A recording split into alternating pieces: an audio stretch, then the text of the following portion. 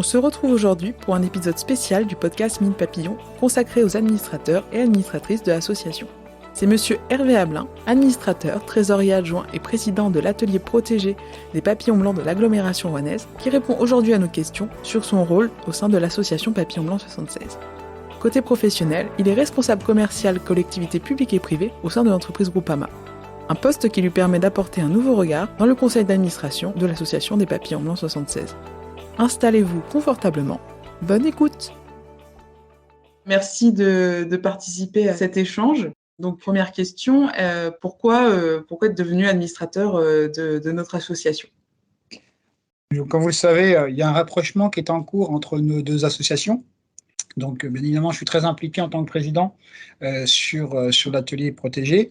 Et dans le cadre de cette fusion, de ce rapprochement, je voulais quelque part garder un regard sur mon bébé. Et donc, j'ai souhaité, justement, pour participer activement à ce que sera l'avenir, donc cette fusion, d'être membre actif au sein des Papillons Blancs. Et donc, j'ai posé ma candidature en tant qu'administrateur et j'ai été aussi admis dans le cadre du bureau, ce qui me permet vraiment d'être au cœur de l'organe décisionnaire des Papillons Blancs. Vous impliquer dans une association, c'est important pour vous, parce que sans des administrateurs, sans des bénévoles, sans tout ça, une association, ça ne pourrait pas tourner. Et les associations comme la nôtre, pour les enfants et adultes en situation de handicap, c'est extrêmement important de les accueillir et de les accompagner. C'est important parce qu'en fait, une association, c'est notamment comme les Papillons Blancs, c'est d'abord des salariés, voilà, qui sont investis dans leur travail en échange, bien sûr, d'une rémunération. Donc là encore, je ne doute pas sur la motivation des salariés. Et puis à côté de ça, effectivement, il y a cet organe d'autres personnes qui doivent s'investir pour d'autres raisons. Alors ça peut être tout simplement parce que en tant que parent, voilà, tout simplement, c'est important effectivement quand on confie un enfant, quand on confie à un établissement, à une association comme un autre, c'est important aussi de pouvoir continuer de pouvoir avoir un avis à donner et puis surtout des décisions à prendre par rapport à cette association dans laquelle évolue son enfant. C'est aussi parce qu'effectivement les salariés, donc je dirais, ça va de l'agent d'entretien jusqu'à la direction, ont besoin effectivement d'être épaulés et d'avoir un organisme décisionnaire qui oriente encore une fois l'activité de cette association dans l'intérêt bien évidemment des résidents, des personnes accueillies, et puis aussi, il ne faut pas l'oublier, dans l'intérêt des salariés aussi. En plus, dans l'association, donc on en est à 350 salariés à peu près, donc ça fait du monde. Exactement. Donc, effectivement, d'avoir un organisme décisionnaire, c'est important pour que tout ça fonctionne bien. Au niveau du secteur du handicap, je ne sais pas si vous souhaitez en parler de pourquoi votre intérêt dans ce secteur. Ce qui a motivé mon implication, c'est que ma sœur donc a un handicap qui fait qu'il fallait qu'elle soit intégrée dans une entreprise adaptée. Et face au désarroi des parents par rapport à leur avenir, à l'avenir de leurs enfants, il est important qu'il y ait des organismes et des associations qui existent pour les accueillir. Donc déjà, le premier investissement, c'est là. J'étais très content. Effectivement, à l'époque, c'était monsieur Gérard Chabert qui était président des Papillons Blancs, enfin de l'atelier protégé, et qui accepte d'accueillir ma sœur dans son établissement. Alors, pour tout un tas de raisons. La première, c'est que ça a soulagé quand même mes parents qui l'avaient au quotidien. Elle a bien évidemment un revenu qui lui a permis d'être autonome. Et puis j'allais dire, j'aurais dû commencer par là, un endroit où elle a pu s'épanouir dans un autre lieu que le milieu familial. Elle a aujourd'hui des amis, là, quand elle rentre le soir, elle a on a des échanges sur ce qu'elle a fait dans la journée, sur ses soucis qu'elle peut avoir au travail, mais aussi ses joies. Donc c'est encore une fois, j'ai été très content que l'association puisse accueillir ma sœur parce qu'encore une fois, ça aura marqué toute sa vie quasiment. Fort de ce contentement, je me suis dit, voilà, à un moment donné, je voulais toujours avoir un regard, encore une fois, sur la vie professionnelle de ma sœur, pardon.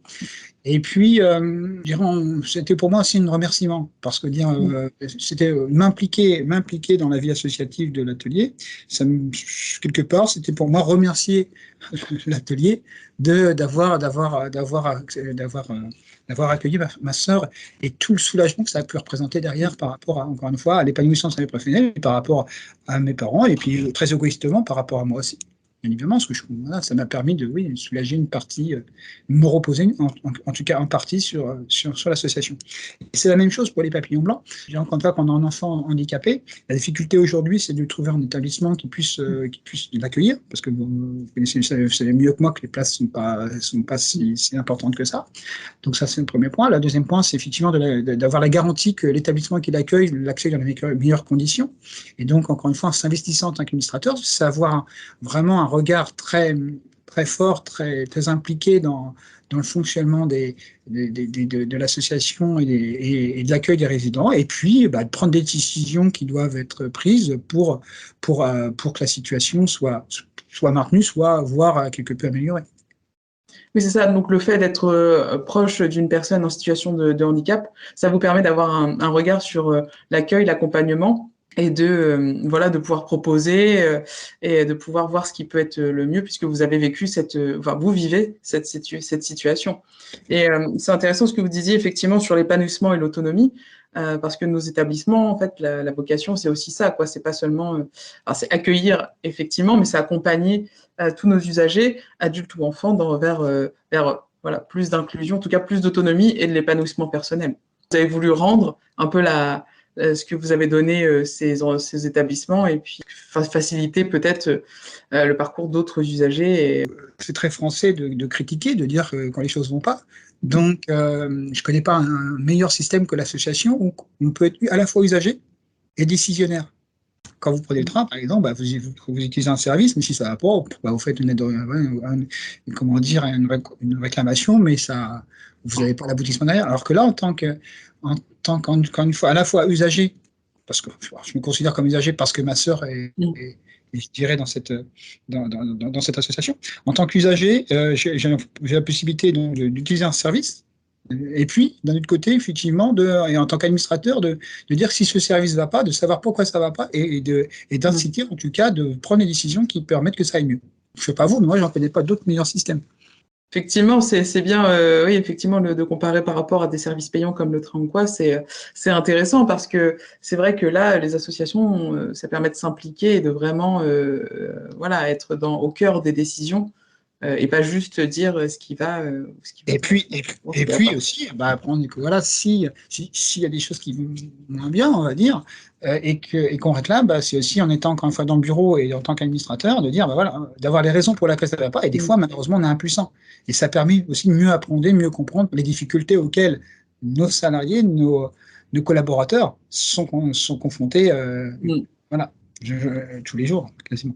Le fait d'être dans le bureau, prendre des décisions, c'est aussi pour garantir un peu l'avenir de l'association, parce que effectivement, c'est des organismes qui sont face à des difficultés quotidiennes, alors de plusieurs natures, hein, c'est pas forcément la période ou quoi, mais c'est vrai que ça permet d'assurer l'avenir. Là, on a un nouveau projet associatif global qui sort cette année, qui va jusqu'en 2026. Donc, vous avez été impliqué, vous êtes impliqué dedans. Et donc, pour vous, comment vous voyez un peu, en étant un peu au cœur du bureau, tout ça, l'avenir des Papillons Blancs 76, quels sont pour vous les axes principaux à développer pour cette association? Le premier, il existe déjà, mais le premier, c'est vraiment le bien-être des résidents. Donc, c'est de contribuer à. Alors, il y a les bien-être matériels, bien évidemment. Donc, c'est les mettre dans les meilleures dispositions au niveau des locaux. D'ailleurs, il y a des gros projets au niveau Papillon Blanc qui sont en cours. Donc, ça, c'est important. Et puis aussi, dans toute l'animation qui va autour. C'est mettre en place, effectivement, des animations, des process qui permettent, encore une fois, que le résident se sente bien et puisse s'épanouir. Aussi en lien avec le collaborateur, que ce dernier aussi je dirais un collaborateur qui se sent bien, évidemment ça va se retranscrire dans son activité au quotidien. Donc s'il se sent bien, il va transposer en quelque sorte son bien-être dans son travail, mais notamment auprès du résident. Donc voilà, c'est vraiment pour moi les deux choses principales de ce projet-là, c'est effectivement donc le bien-être matériel, ça, c'est important, et le bien-être aussi dans le cadre de l'accompagnement qui est fait auprès de nos résidents. Mmh. Ouais, bon, l'accompagnement des usagers, bien sûr, c'est un gros sujet, mais également, effectivement, la qualité de vie au travail des professionnels, qui, bon, si on veut rapprocher un peu l'actualité, c'est un peu dégradé globalement dans toutes les associations, tout le secteur médico-social, et Oui. qui, en ce moment, est un peu en crise.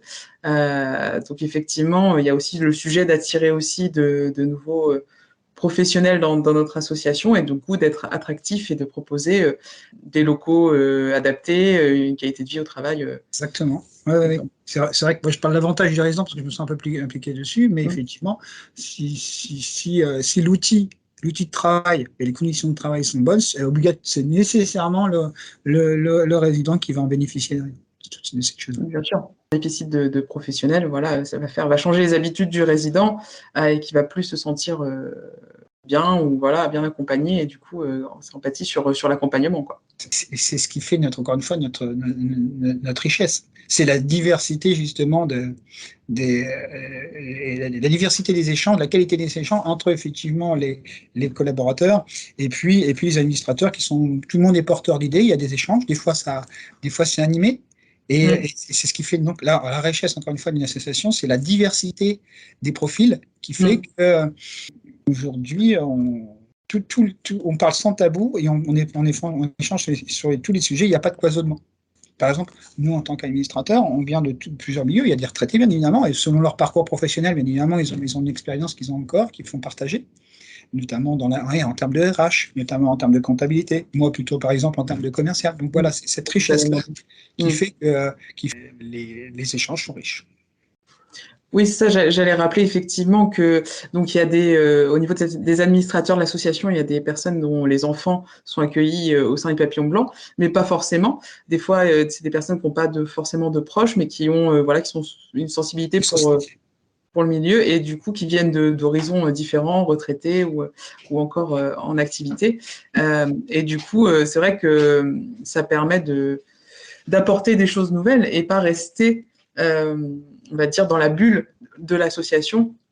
Quand on travaille dans le médico-social, c'est un petit peu le risque, et effectivement, c'est que le sujet principal, effectivement, ça reste on dit, la personne handicapée, ça reste, mais une association ne vit pas qu'avec ça. Effectivement, il faut aussi élargir ses chakras sur d'autres sujets, et ça passe aussi par, effectivement, sur comment la rentabilité, par exemple, rentabiliser Mmh. une association.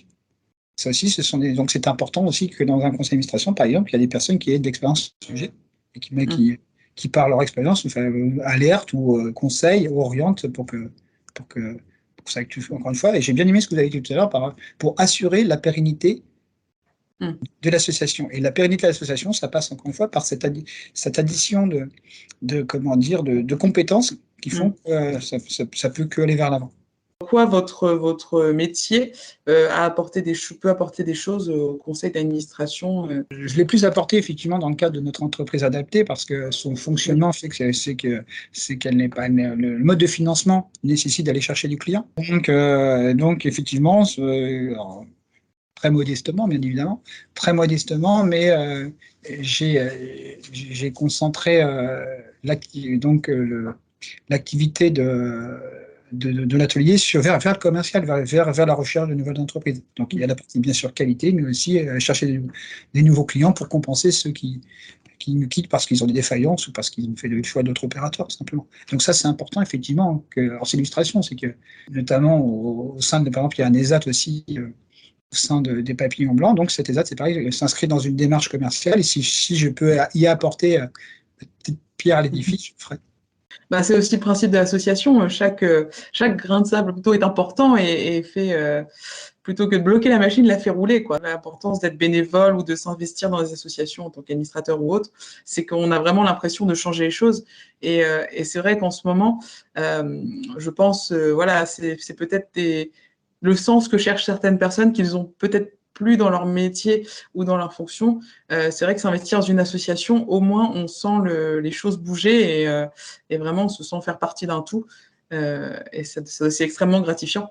Exactement, tout à fait. Est-ce que vous auriez des choses à rajouter sur votre rôle, sur votre fonction? Je dirais par rapport aux personnes qui se poseraient la question de qu'est-ce qui pourrait nous apporter. Tout le monde a quelque chose à apporter. Voilà, c'est bien sûr, ça dépend de son parcours, ça dépend de ses expériences, ça dépend encore une fois, de son expérience professionnelle, mais chaque personne a quelque chose à apporter. Un regard différent qui peut vraiment, qui peut faire avancer les choses et nous aider à faire avancer les choses, tout simplement. Pour les choses que je dis, un comptable va peut-être se concentrer trop sur l'aspect comptabilité. Par contre, si effectivement on en a quelques-unes, mais des mamans ou des papas, c'est bien aussi parce qu'ils recadrent des fois si nécessaire, nos échanges sur l'objet de ce pourquoi on est là. Et c'est effectivement les résidents, les personnes handicapées. Il ne faut pas se sous-estimer, bien au contraire. Chaque personne, quel que soit par son parcours, peut apporter des choses. Oui, parce qu'une association, même si on est sur le champ du handicap, il y a plein de choses. Vous parliez, voilà, donc l'entreprise adaptée, les AT. Enfin voilà, ça implique beaucoup de choses. Il y a plein de fonctions support au siège qui, du coup, accompagnent tout ça. Il y a beaucoup de métiers dans l'association et pas que des métiers du soin ou de l'accompagnement. Et donc, c'est vrai que chacun peut apporter sa pierre à l'édifice. Sa pierre à l'édifice, tout à fait. Merci, Monsieur Ablin, pour votre participation au podcast Minute Papillon. Bonne fin de journée et à bientôt. Merci, Tamara. Merci de cet échange. À très bientôt. Au revoir. C'était le podcast Minute Papillon. Retrouvez tous les autres épisodes sur notre chaîne YouTube. Retrouvez aussi toute l'actualité de nos établissements